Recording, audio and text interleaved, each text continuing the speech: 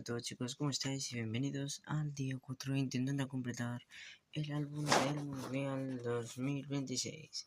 Ya chicos, no hemos comprado sobres, pero mirar, nos hemos comprado el álbum y vamos a pegar todas nuestras cartas.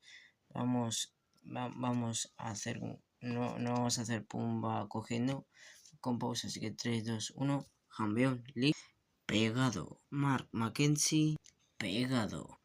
Osam Bukhari, pegado. Lewis Ferguson, pegado. Lucas Ter, pegado. El equipo de Portugal, pegado. El equipo de Costa de Marfil, pegado. Pegado. Sead Kolasinac, yo que sé quién es, pegado. Todavía nos queda mucho. En fin, continuamos. Esmir Bajraktarevic, pegado. Cody Gakpo, pegado. Aunque no lo he pegado muy bien por ahí. No. Alierza Nafaxi Calvacará, pegado.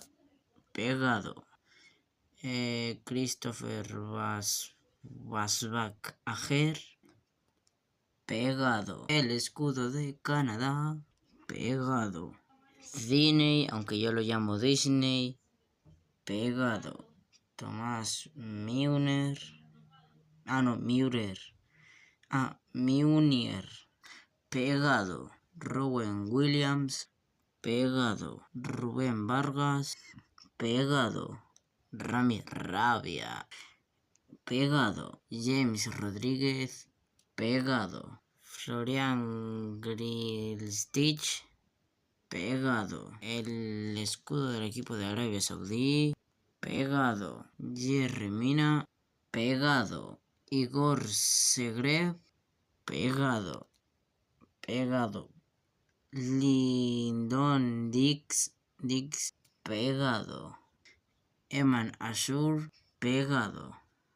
Juan Fernando Quintero, pegado. Esto no se pega, creo yo.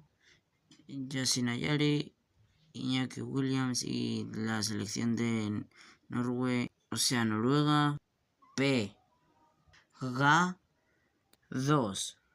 Nicolás Sewell y la selección de Australia, pega 2. Pedro Vite, pegado.